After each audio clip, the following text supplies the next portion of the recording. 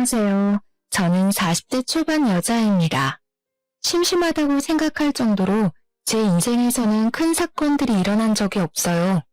병원에 입원할 정도로 다친 적도 없고 경찰서에 가본 적도 없이 무난하게 잘 살아왔던 것 같습니다. 그런 저에게도 아주 폭풍처럼 휘몰아쳤던 엄청난 일이 닥치게 되었죠. 지금은 모두 정리가 되어 이렇게 이곳에 사연까지 남길 수 있을 정도로 마음이 많이 안정되었는데요. 그때는 정말 너무 힘들었고 제 인생이 완전히 바닥까지 갈 수도 있는 상황이었으니 지금 생각해도 아찔하네요. 제 기막힌 이야기 한번 들어봐 주시겠어요? 저는 작은 회사를 다니다가 30 초반에 동네 번화가에 화장품 가게를 열게 되었어요. 정말 감사하게도 가게가 잘 되어서 지금까지도 같은 자리에서 계속 가게를 하고 있답니다. 10년이 넘은 시간 동안 한 자리에 있으니 친한 단골분들도 정말 많고 근처 상가에서 일하시는 분들과도 두루두루 친하죠. 작게 하는 거지만 이것도 사업이라고 신경 쓸 것도 많고 해야 할 것도 참 많답니다. 그래서 저는 항상 밤늦게까지 문을 열어두고 일을 하곤 했어요. 직장에 다니는 친구들과는 시간도 잘 안 맞아서 점점 만나는 횟수도 줄어들고 주변 상가의 친한 지인들과 수다 떠는 낙으로 하루를 보내곤 했죠. 그래서 연애도 거의 해보지 못한 채 벌써 나이가 40이 넘었더라고요. 부모님도 계속 결혼을 얘기하시고 친구들의 아이들이 벌써 초등학교에 들어가는 걸 보면서 왠지 초조해지기도 했답니다.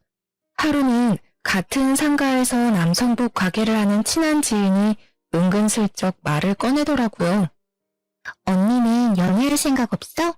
우리 가게에 종종 오는 단골이 있는데 사람이 괜찮아 보이더라. 내가 물어보니까 언니보다 3살 어린데 싱글이래. 나이가 40인데 아직도 혼자면 어디 문제 있는 거 아니야? 그럼 언니는 뭐 문제 있어? 요즘은 다 늦게 하잖아. 그냥 편하게 한번 만나봐. 그렇게 소개팅을 하게 됐는데 나이에 비해서 젊고 옷도 깔끔하게 입은 모습에 호감이 느껴졌죠. 그동안 연애를 많이 해봤는지 농담도 하고 편하게 분위기를 이끌어주더라고요. 중소기업에 다닌다고 하는데 6시면 칼퇴근을 한다면서 일이 끝나면 간식거리를 사서 가게로 찾아오기도 하고요. 자연스럽게 주말엔 같이 밥도 먹고 데이트를 하게 되었네요. 그러다 보니 어느새 사귀는 사이가 되어 있더라고요. 워낙 남자친구 쪽에서 리드를 잘해줘서 그런지 모든 게 물 흐르듯이 진행이 된 것 같아요. 제가 아무래도 장사를 오래 해서 여성스러운 성격은 아니거든요. 좀 괄괄한 면이 있는데 남자친구가 워낙 다정하게 대해줘서 싸움이 일어나지 않더라고요. 저보다 나이는 어리고 연봉도 저와 비교도 안 되게 낮지만 이 남자와 결혼해도 친구처럼 잘 살 수 있을 것 같은 느낌이 들더라고요. 그렇게 프로포즈를 받고 결혼까지 하게 되었는데요. 그런데 남편에게는 다른 가정사가 있었어요. 내가 사실은 초등학생 때 부모님이 다 돌아가셨어. 그래서 계속 친할머니랑 살았고 얼마 전에 할머니도 돌아가셨고 왕래하는 친척도 없어. 사실 아주 외롭게 자랐지. 그래서 말인데 결혼식에 내 하객은 별로 없을 것 같아. 그 점이 좀 걱정이네. 그랬구나. 살아온 얘기 들으니 너무 마음이 찡하네. 그동안 외로웠던 만큼 내가 가족이 되어줄게. 결혼식은 그냥 간단하게 하자. 우리 가족이랑 자기 친구 몇 명만 초대해서 스몰 웨딩하면 되지. 난 괜찮아. 친정 부모님은 무슨 재혼도 아니고 결혼식을 그렇게 번갯불에 콩 볶아 먹듯이 하냐고 언짢아 하셨죠. 남편은 모아둔 돈도 없어서 제가 사는 아파트에 들어와서 살게 되었거든요. 저는 남편이 저보다 어리고 제가 금전적으로는 더 나으니까 상관없다고 생각했어요. 젊으니까 둘이 열심히 벌면 금방 일어날 수 있을 거라고 생각했고요. 부모님도 남편이 마음에 딱히 들진 않았지만 제가 나이가 좀 있다 보니 결혼하는 것만으로도 만족스러우셔서 허락을 해주신 것 같아요. 그렇게 제 명의의 아파트에서 신혼살림을 시작하게 되었답니다. 첫 6개월 동안은 여느 신혼부부처럼 아주 달달하게 지냈답니다. 이래서 사람들이 결혼하는구나 싶을 정도로 남편도 다정하게 잘 대해줘서 저에게도 드디어 행복이 찾아왔나 싶었죠. 어느 날 옆집이 시끄럽길래 나가보니까 이사를 오고 있더라고요. 그리고는 몇 시간이 지나고 초인종이 울리더라고요. 문을 열어보니 젊은 여자가 4~5살 정도 돼 보이는 남자아이와 함께 서 있더라고요. 사람 좋게 웃으면서 저에게 떡 접시를 내밀었죠. 오늘 옆집에 이사 왔어요. 앞으로 잘 부탁드린다고 떡을 좀 가져왔어요. 상훈아, 인사해야지. 반가워요. 아주 귀엽게 생겼네. 몇 살이야? 4살이에요. 혹시나 아이가 시끄럽게 해도 이해 조금만 부탁드려요. 저희는 괜찮아요. 우린 저녁 늦게나 들어와서 듣지도 못할 텐데요. 남편분이랑 둘이 사시는 거예요? 부럽네요. 전 애기랑 둘만 살거든요. 제가 당황해서 대답을 고민하던 사이 갑자기 애가 우리 집으로 쏙 들어가 버리는 거예요. 애를 잡으려고 옆집 여자도 저희 집으로 들어왔습니다. 그래서 얼떨결에 같이 차 한잔 마시면서 이야기를 더 나누게 되었죠. 저보다 7살이나 어린데 혼자 아이를 키운다니 짠한 마음이 들더라고요. 대화해보니 나쁜 사람 같지 않고 해맑은 성격인 것 같아서 조금씩 친해지게 되었답니다. 아이가 어린이집에 가는 시간 동안 잠깐 아르바이트를 하는 게 전부라 형편도 그렇게 좋아 보이진 않더라고요. 저도 결혼을 했으니 저와 남편을 닮은 아이를 갖고 싶은 마음이 컸거든요. 그래서 나름대로 노력을 하고 있는데 잘 되지 않아 병원에 가야 될지 걱정을 하던 차였어요. 옆집 아이를 보니 저를 보고 웃고 장난치는데도 너무 귀엽고 예뻐서 저런 아들 하나 가졌으면 좋겠다는 생각이 저절로 들더라고요. 그러다 보니 아이하고도 장난치며 점점 스스럼 없이 지내게 되었죠. 제가 화장품 가게를 하다 보니 샘플이나 남는 화장품이 많거든요. 그래서 몇 번 화장품을 가져다 주니까 자기 나름대로 남을 묻혔다고 가져다 주고 과일도 갖다 주면서 서로의 집을 왕래하는 경우도 늘어나게 되었어요. 하루는 남편과 함께 출근하려고 현관문을 열었는데 마침 옆집 여자도 나오더라고요. 그런데 운동을 하러 가는 건지 착 달라붙는 레깅스와 짧은 티셔츠를 입고 있더라고요. 옆집 여자의 늘씬한 라인이 그대로 드러나는 옷이었어요. 어머, 언니, 딱 마주쳤네요. 어머, 남편분은 처음 뵙네요. 안녕하세요. 옆집 여자가 간드러지는 목소리로 남편한테 인사를 하더라고요. 남편도 옆집 여자를 빤히 보며 인사를 하는데 기분이 좀 그렇더라고요. 옆집 여자는 현관 복도에 배달된 생수 상자를 옮기려는 듯이 엉덩이를 높게 쳐들고 상자를 낑낑대며 밀기 시작하더라고요. 어찌나 자세가 민망한지 엉덩이를 한 대 쳐버리고 싶은 충동까지 일더라고요. 남편이 힐끔대길래 얼른 엘리베이터 쪽으로 등을 빨리 떠밀어 버렸답니다. 저는 사실 좀 살집이 있는 편이거든요. 나이가 있어서 그런지 날씬한 여자를 보면 좀 부럽긴 하더라고요. 그래도 그렇지 아침부터 그렇게 딱 붙는 옷을 입는 건 좀 아니지 않나요? 하루는 남편이 야근이라면서 밤늦게 온다고 하더라고요. 혼자 저녁 먹을 생각을 하고 있는데 초인종이 울렸어요. 어머 언니, 오늘 내가 요리를 아주 기가 막히게 했는데 내가 손이 아주 커서 양을 너무 많이 한 거 있죠? 바로 우리 언니 생각나더라고. 괜찮으면 우리 집에 와서 같이 저녁 먹어요. 그래서 같이 옆집에 갔는데 주방에 처음 보는 남자가 앉아있어서 좀 당황했어요. 언니는 처음 보겠다. 우리 사촌 오빠예요. 저 혼자 산다고 자주 도와주러 오거든요. 오늘도 형광등 갈아준다고 왔네요.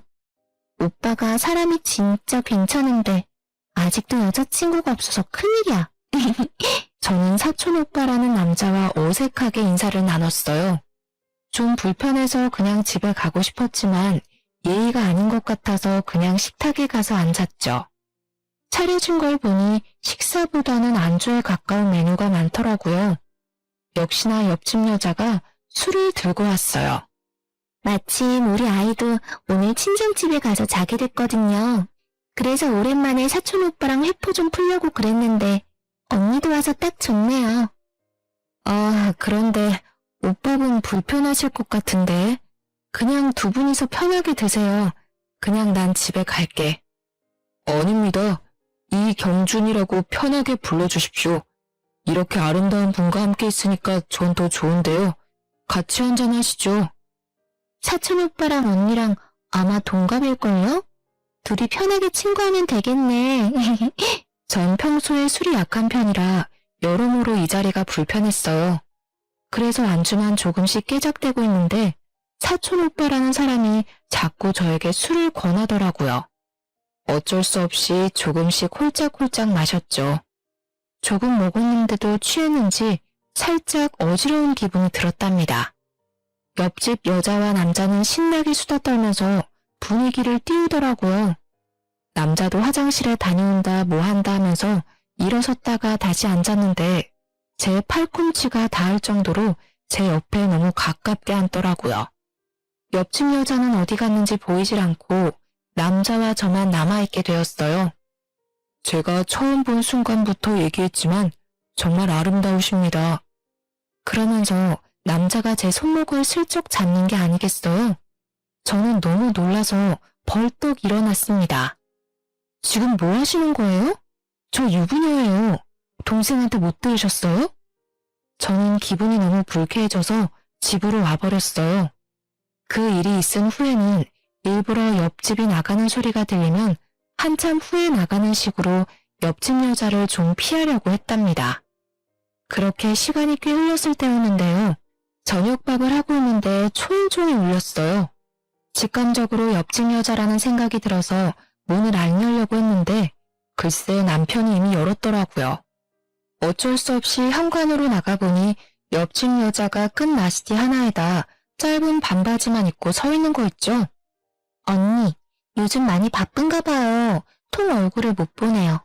우리 아들이 먹고 싶다고 해서 김밥 좀 많이 했거든요. 좀 드셔보세요. 아이고, 나가서 사 먹는 김밥처럼 정말 잘 싸셨네요. 정말 잘 먹겠습니다. 잠깐 들어오실래요? 이제 밥 먹어야 되는데 들어오긴.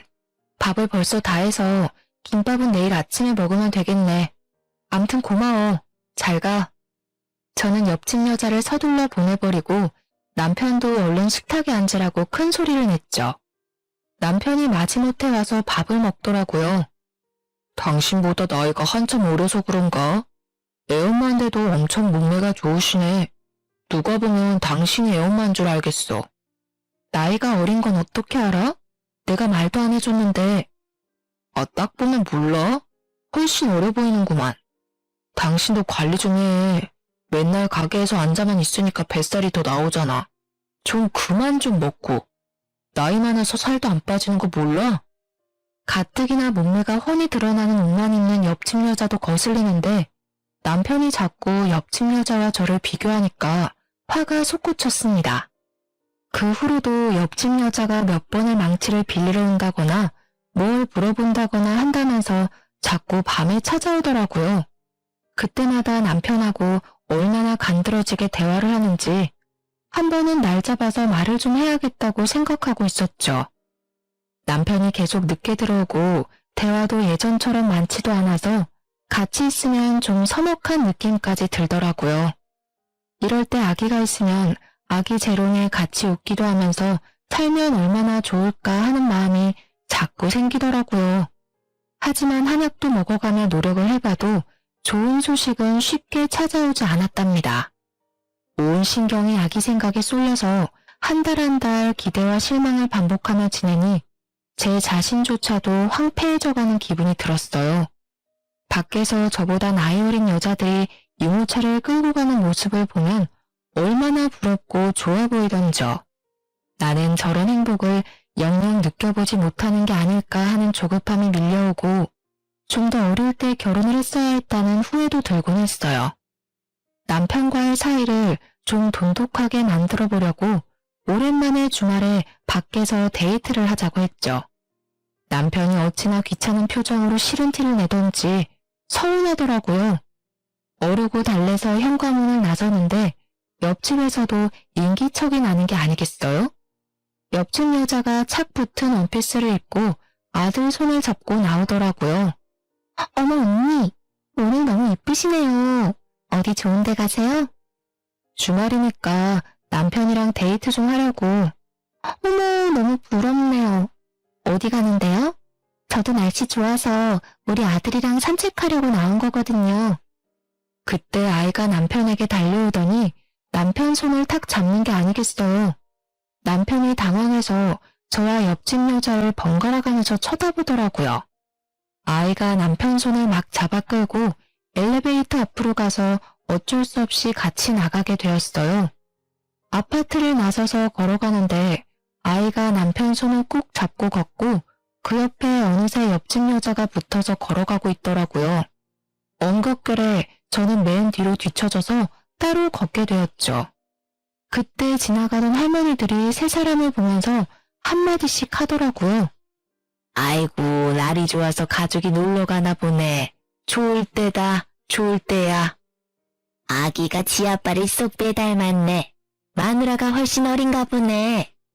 남편은 들은 건지 안 들은 건지 그저 애 손에 끌려서 쫄쫄 따라가고만 있었죠.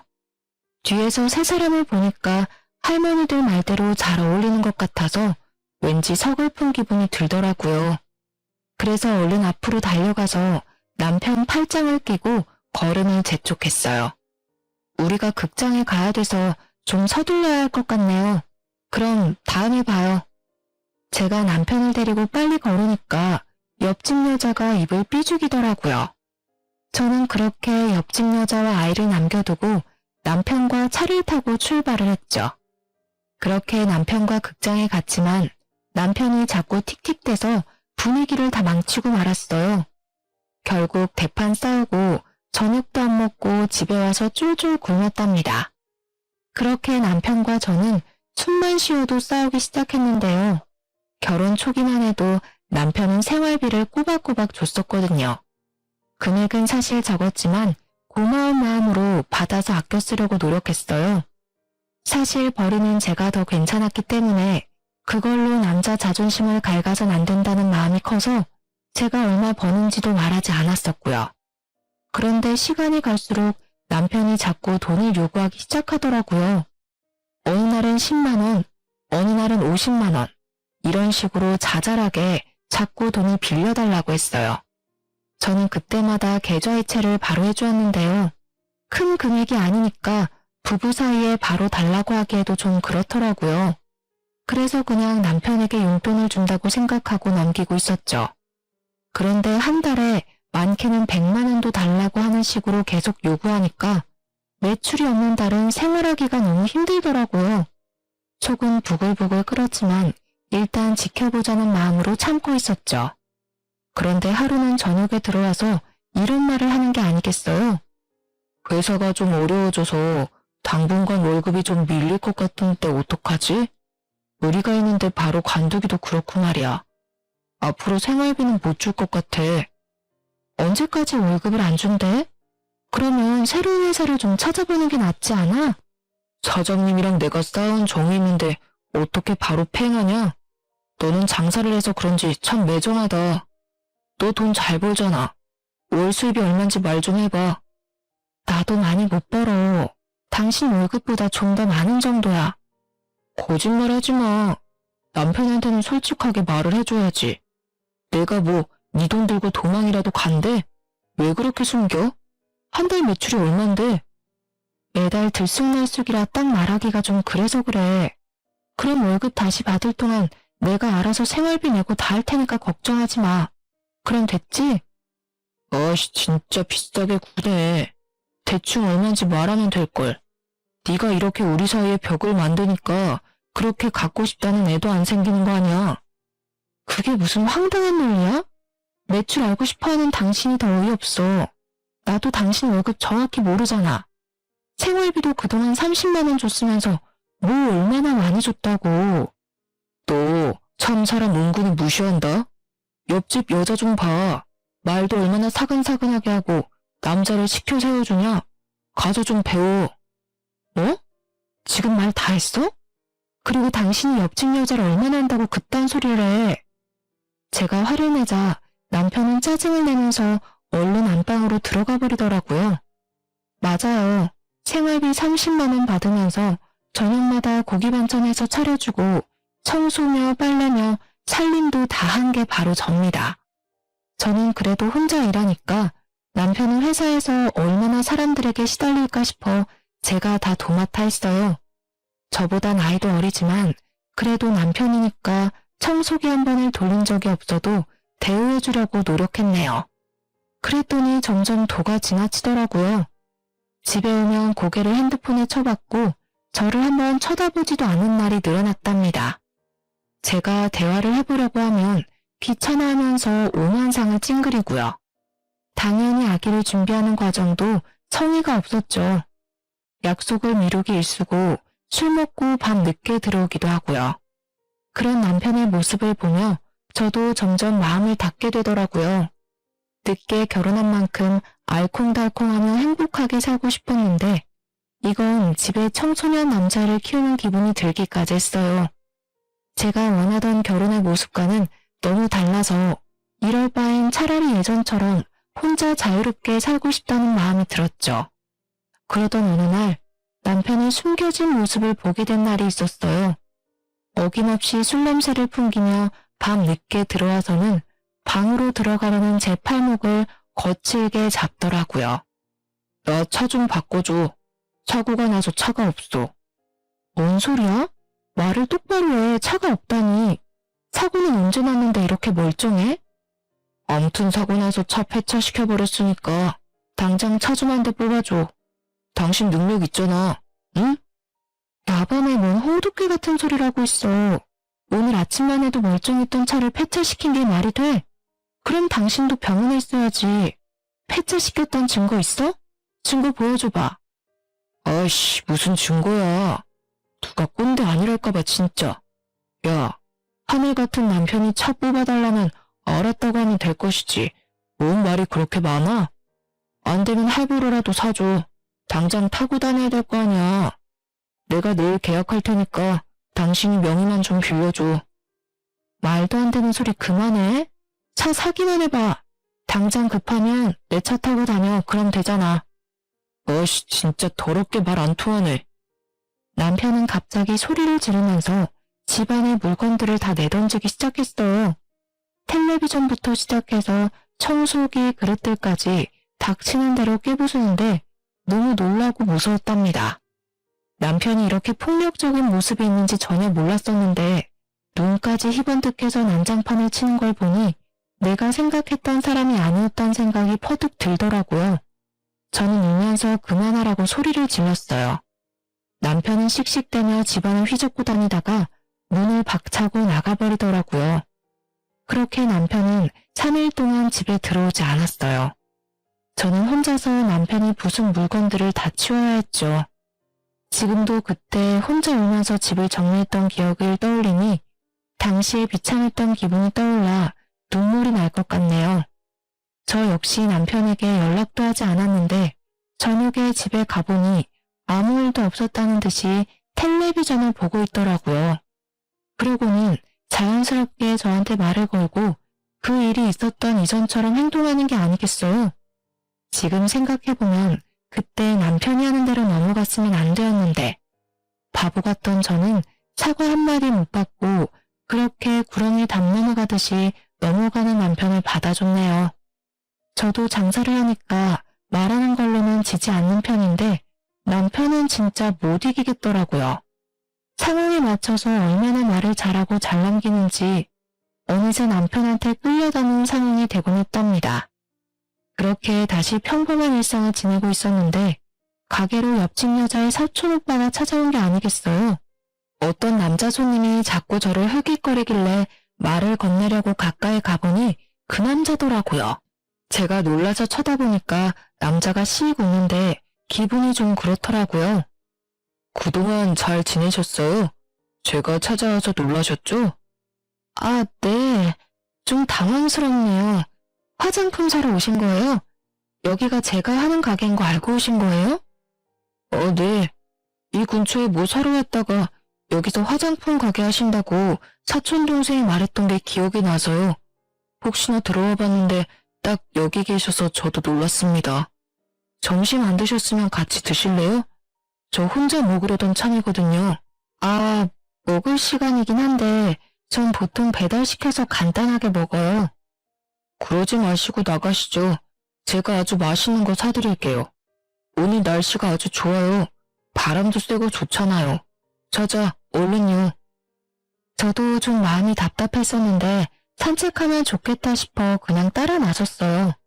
근처에 맛있는 식당을 안다면서 저를 이끌더라고요. 그래서 20분 정도를 천천히 걸어가며 얘기를 나눴죠. 주로 남자가 질문하고 저는 짧게 대답만 하는 식이었답니다. 저번에 일이 좀 걸리긴 했지만 옆집 여자에 대해 좀 알고 싶기도 해서 남자를 따라 나선 것도 있었고요. 은근슬쩍 옆집 여자에 대해서 물어봤는데요. 옆집 여자에 대해 얘기해 준 거라곤 혼인신고한 적 없이 아이 아빠와 살다 헤어져서 아이를 키우며 혼자 산다는 이야기였어요. 대부분 이미 알고 있던 거라서 딱히 놀랍지도 않았고 중요한 얘기는 해주질 않아서 좀 김이 빠졌죠. 그날 저녁에 집에 들어갔는데 남편이 옆집 아이와 함께 놀고 있는 게 아니겠어요? 둘이 아이가 가져온 로봇을 가지고 신나게 장난을 치고 있었는데 남편이 그렇게 아이와 잘 놀아주는지 처음 알았네요. 당신 어떻게 된 거야? 이렇게 늦은 저녁에 왜 옆집 애가 여기 있어? 갑자기 급한 일이 생겼다고 잠깐만 맡아달라고 부탁을 하더라고. 그래서 몇 시간만 봐주기로 했어. 이웃지간에 그 정도는 도울 수 있잖아. 그래 뭐. 근데 당신이 이렇게 애랑 잘 놀아주는지 몰랐네? 뭘 잘 봐. 그냥 같이 좀 놀아만 주는 거지. 아 시끄러워. 얼른 저녁이나 해. 애도 밥은 먹여서 보내야 할 거 아니야. 옆집 여자가 밉상이어도 애가 무슨 잘못이 있겠나 싶어 아이가 잘 먹을 만한 반찬으로 저녁을 준비하기 시작했어요. 어느새 남편과 아이는 안방에 들어가서 뭘 하는지 깔깔 웃는 소리가 거실까지 들리더라고요. 저는 밥 먹으라는 소리를 하려고 안방문을 살짝 열었는데 아이가 남편에게 아빠라고 말하는 걸 똑똑히 듣고 말았습니다. 한 번이면 모르겠는데 두 번이나 들어서 너무 놀라 문을 활짝 열었죠. 지금 얘가 아빠라고 하지 않았어? 분명히 들었는데? 뭔 소리야, 그런 적 없는데. 잘못 들었겠지. 내가 두 번이나 분명히 들었어. 아빠 이거 해줘. 이랬잖아. 당신은 못 들었어? 그랬나? 들은 것 같기도 하고. 아, 애가 말한 걸 뭘 그렇게 신경을 써. 배고파. 저녁 다 됐어? 남편은 또 어물쩍 넘어가더라고요. 남편과 아이가 밥 먹는 모습을 보는데 기분이 굉장히 꺼림칙해서 목으로 밥이 잘 안 넘어갈 정도였답니다. 밤 10시가 되도록 옆집 여자는 오지 않았고 아이는 남편의 무릎을 베고 아주 편하게 잠이 들어 있더라고요. 가뜩이나 아기를 갖고 싶은 마음이 큰데 남편이 다른 집 애를 저렇게 자기 자식 마냥 재우고 있는 걸 보니 여러 가지 감정이 스쳐가더라고요. 그때 마침 옆집 여자가 아이를 데리러 왔답니다. 어머 언니, 너무 미안해요. 언니한테도 말을 했어야 하는데 아까 너무 급한 일이 있어서 남편분께 아이를 좀 맡겼네요. 그럴 순 있는데 앞으로는 좀 조심해줘. 주변의 지인이나 가족한테 먼저 물어보는 게 순서 아니겠어? 근데 내가 좀 이상한 게 있는데 아까 아이가 우리 남편한테 아빠라고 부르더라고. 아, 그래요? 아, 사실은 우리 아들이 아빠를 본 지가 오래돼서 그런지 어른 남자만 보면 아빠라고 부르곤 하더라고요. 심지어 우리 사촌 오빠한테도 아빠라고 한다니까요. 어머, 언니 놀라셨겠다. 옆집 여자는 호들갑을 떨면서 아이를 데리고 가버렸어요. 남편은 저한테 인정도 없다느니 하면서 궁시렁대더라고요. 얼마 지나지 않아 남편은 회사에 일이 없다면서 아예 나가지도 않았는데요. 매일 집에서 핸드폰이나 보고 게임만 하는 날이 늘어만 갔죠. 그 와중에 보이스피싱을 당했다면서 1,000만 원을 빌려달라고 하질 않나 용돈을 달라고까지 해서 저는 혼자 살 때보다 훨씬 많은 지출을 감당해야 했어요. 돈을 안 주면 저한테 욕을 하거나 화를 내는 날도 많아져서 저는 지칠 대로 지친 상태였죠. 그렇다고 대출을 받을 순 없으니 저는 더욱 아껴서 생활해야만 했어요. 심지어 가게에서 배달시켜 먹는 밥값도 아까워서 집에서 도시락까지 싸서 다니기까지 했죠. 그런 제 사정은 아는지 모르는지 남편은 비싼 구두나 옷도 사들고 오기도 하고 우연히 핸드폰으로 온 카드 명세서를 봤는데 몇백만 원 단위인 거예요. 저는 머리끝까지 화가 나서 이성을 잃었답니다. 돈도 안 벌면서 카드값이 이게 말이 돼? 당신 미쳤어? 요즘 나도 장사 안 돼서 대출까지 받을 판이야. 대출도 다 재산이야. 받을 수 있으면 좀 받아와. 이왕이면 이 집 담보로 좀 넉넉하게 받는 게 어때? 뭐? 무슨 말도 안 되는 소리야. 당신 돈이 어디서 나서 이렇게 카드를 팍팍 긁어? 요즘 또 뭐고? 난 티쪼가리 하나도 못 사있는데 이거 엄청 비싼 거 아니야? 잔소리 좀 그만해. 맨날 바가지를 긁어대니까 난 네 얼굴만 봐도 지긋지긋해. 이래서 남자가 길을 펴겠어? 그렇게 남편은 또 집을 나가버렸고 이제는 대놓고 외박을 하더라고요. 저도 남편에게 조금의 미련도 남아있지 않아서 들어오던 말던 신경도 쓰지 않았죠.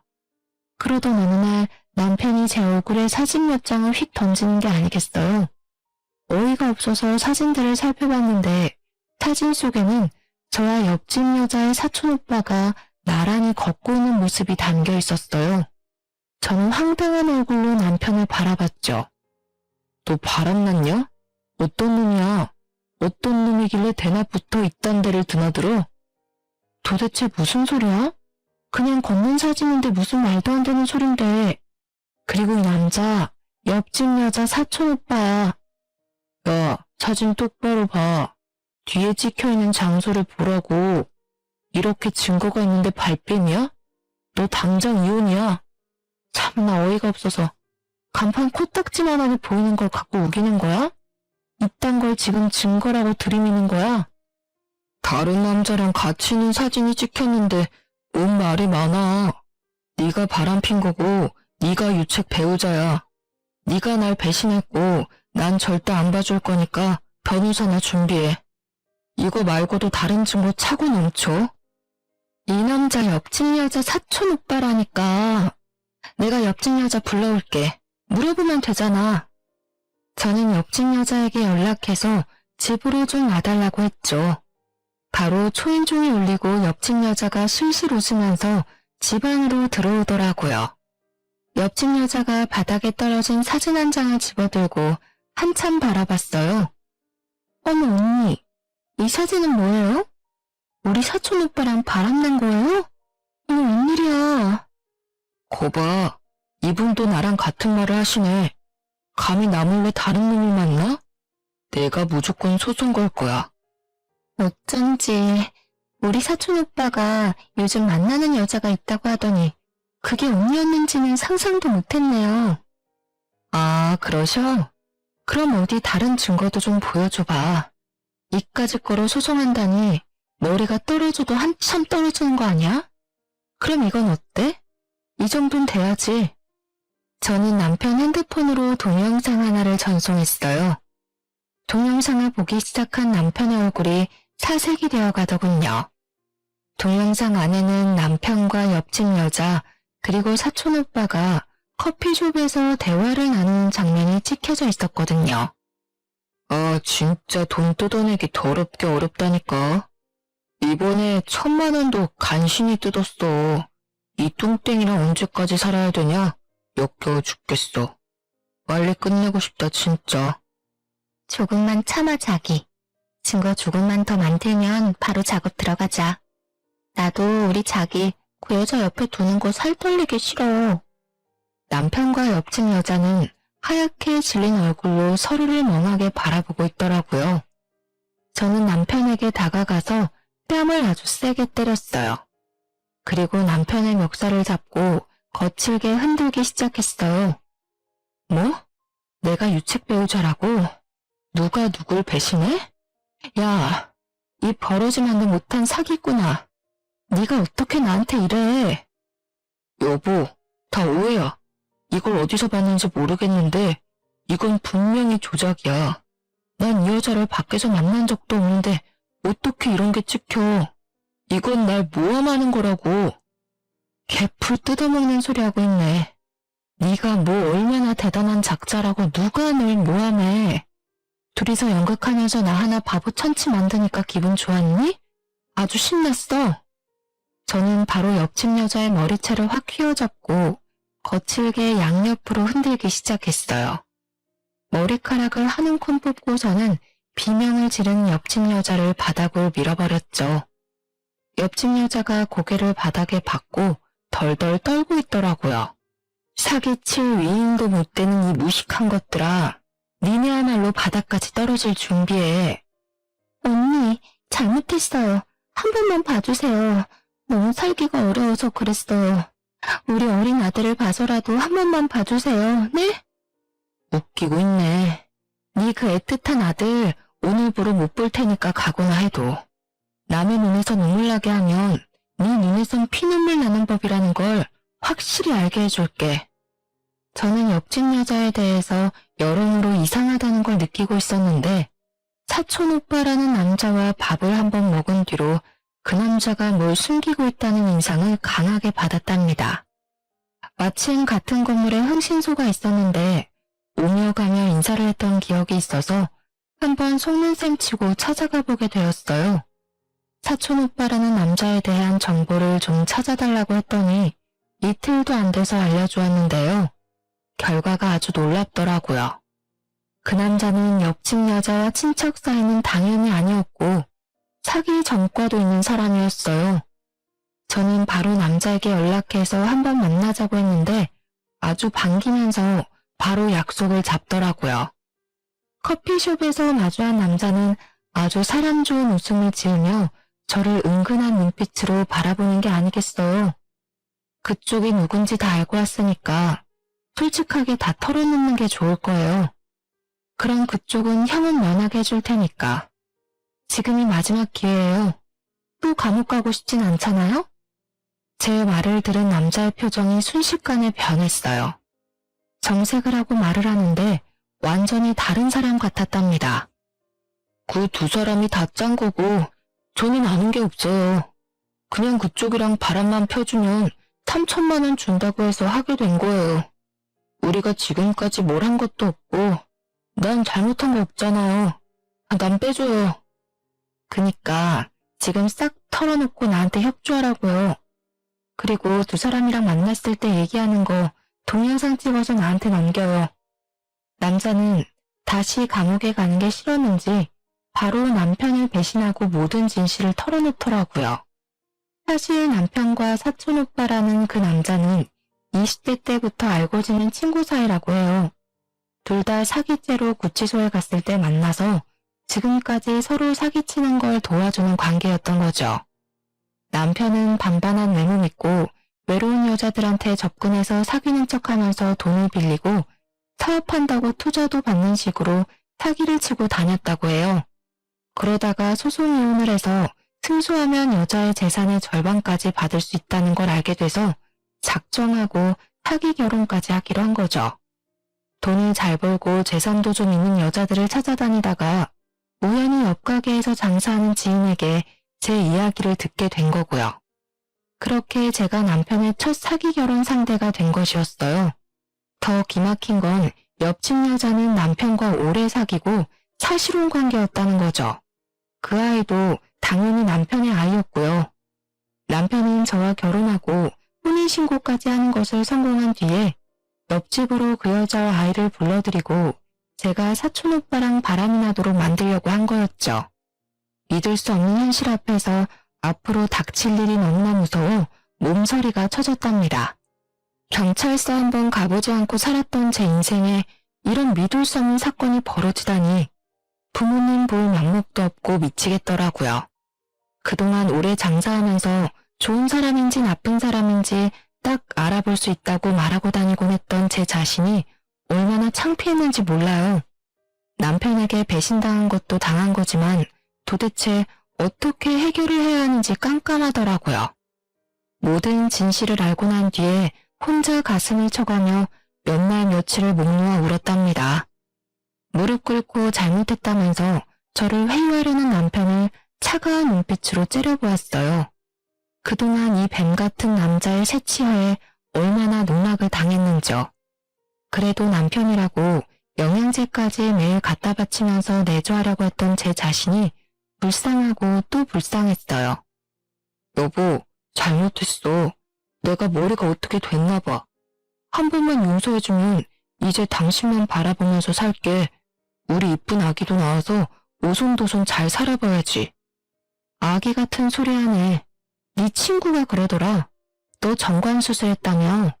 난 그것도 모르고 하루하루를 테스트기에 가며 가슴 졸이고 살았는데 그런 나를 보면서 얼마나 웃겼겠어? 뭐? 오빠, 이 여자 말이 진짜야? 언제 수술했어? 우리 둘째 갖자는 말은 다 거짓이었어? 나 둘째 갖고 싶다고 했잖아. 아, 시끄러워. 지금 상황 파악 안 돼? 지금 그딴 말을 왜 하는데? 아주 너네는 천생연분이다. 둘이 감옥 가서 천년만년 잘 살아봐. 지금 도망치려고 해도 소용없어. 이미 밖에 경찰차 다 와 있거든. 때마침 제 신고를 받고 온 경찰이 집 안으로 들어왔어요. 경찰을 본 두 사람이 아연실색하는 꼴이 얼마나 가짠턴죠. 여보, 한 번만 봐줘. 무슨 집안일로 경찰까지 부르고 그래. 여보, 제발. 남편과 옆집 여자는 경찰들한테 질질 끌려서 차에 태워졌답니다.